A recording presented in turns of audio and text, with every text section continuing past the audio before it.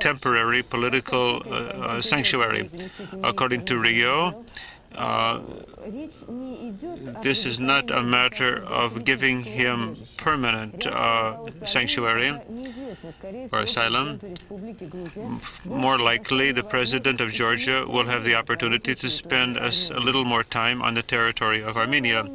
Yesterday, a column of 13 cars from the Caucasian border area came into conflict with the border guards. They demanded the border guards hand over their weapons. Otherwise, he said they would destroy them. The border guards took up a defensive position. Colonel Grigorievich was taken hostage. The column continued its movement only after he was exchanged for 36 automatic rifles, 2 machine guns, and 2 grenade throwers.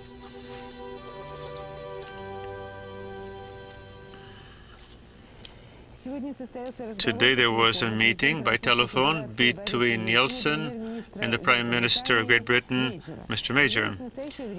Major, being the chairman of the Security Council in the UN, he invited Yeltsin to take part in a meeting on the 31st of January in a Security Council meeting. Yeltsin accepted. During the talk, there was discussion of Yeltsin's possibly visiting Great Britain on the 29th and the 30th. During the discussion, Yeltsin informed Major as to the situation which had been created with regard to the Black Sea Fleet and Russia's position on this question. Major heard him out with understanding.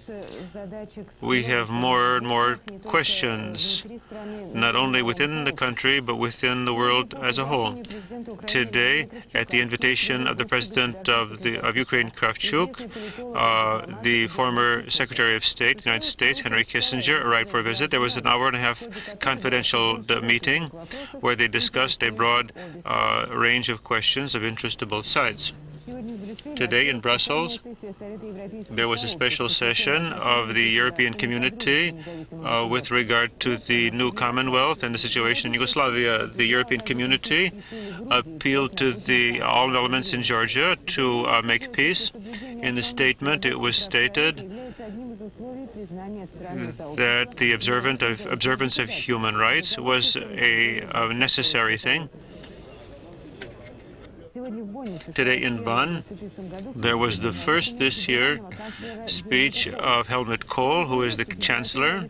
He stated that the Federal Republic would continue to hold to the spirit and letter of the agreements with the former Soviet Union and expected the same treatment in return.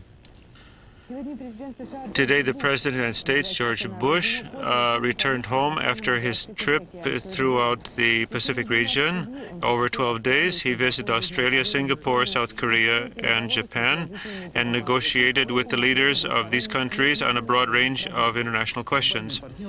The global partnership, which has the goal of creating a prosperous world and to be worthy of the 21st century, that is the leitmotif of the Tokyo Declaration. Japan insisted on this document being issued. Up till now, there has been no basis, really, for cooperation other than the Soviet threat, which no longer exists. The Americans' main interest was the trade deficit. There were promises that measures would be taken to liquidate friction. Bush is being called an automobile salesman during this trip by the press. But they have to take us into account here. The speeches which took place on the part of Bush state that the United States supports the return of the Kuril Islands to Japan by the former Soviet Union, and the countries of Asia will play a positive role in creating the former totalitarian state into a democracy with a market mechanism. The president or chairman of the PLO, Yasser Arafat, was in Baghdad for negotiations with Saddam Hussein on the situation in the Middle East. He discussed the Arab-Israeli negotiations. Instead of the resigned Pierre Mauroy, the new socialist chairman will be Laurent Fabius, about whom we don't know all that much. It was an irony of fate that the 45-year-old Fabius, who was always elegant and pleasant, he took the place of Mauroy. He became the youngest Prime Minister of France. He will now have to struggle to renew his party. The party is having a hard time. Fabius is very popular among young people and among white-collar workers, and the socialists hope that will give him a lot of votes. Laurent Fabius is a person who knows how to negotiate, and he does not quarrel with other politicians, and is considered to be a very probable successor to Mitterrand. Today in Whitehall, in the center of London, there was a bomb exploded. The police was warned about the action, and thus the authorities were able to evacuate the people. The IRA took responsibility for the act. The first steps of the Polish cabinet in economics have caused a lot of protests. The government began by raising prices on electricity, natural gas, and central heat.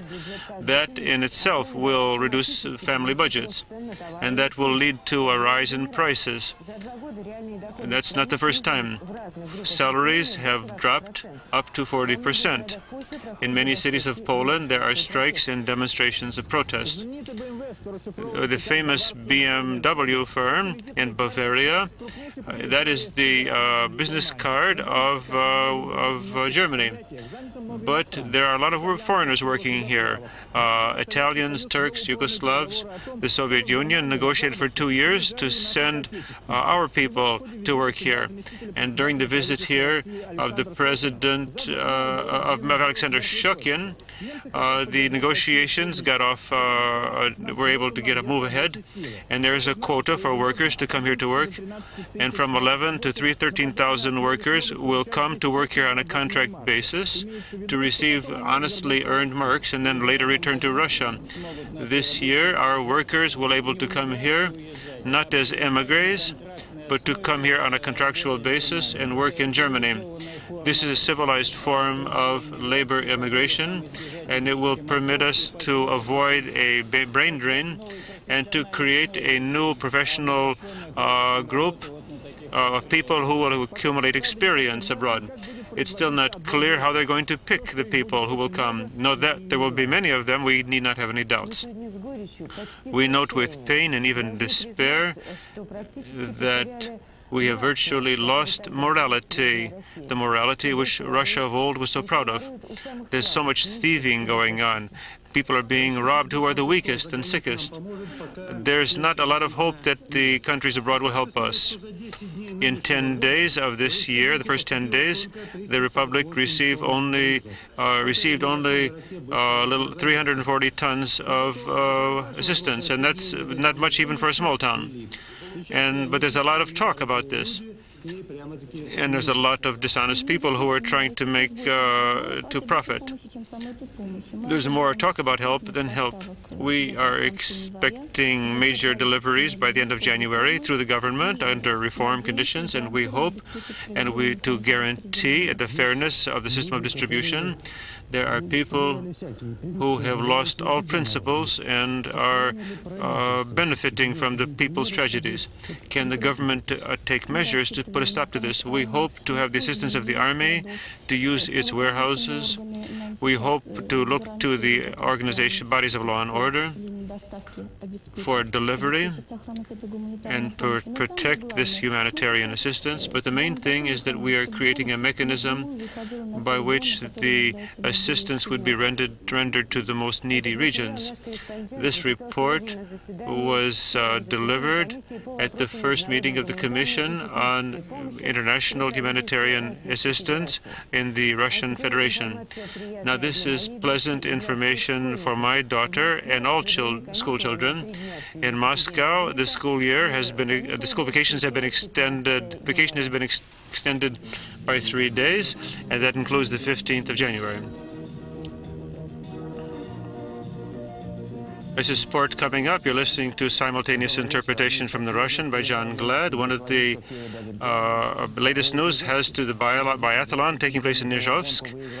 The Yevgeny Redkin from Yekaterinburg was first place, Sergei Tarasov was second, and Vladimir Roshkov was third. Among the women in the 20-kilometer strip, Svetlana Taramygina from Belarus came in first place.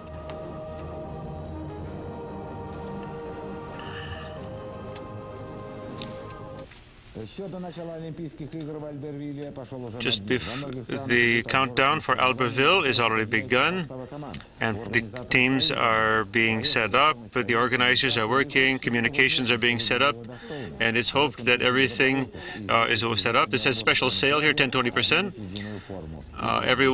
8,000 volunteers will don an identical equipment and will get a discount in buying it. After the competition of 4 jumps, we're having the World Cup here. This is a very, this is Martin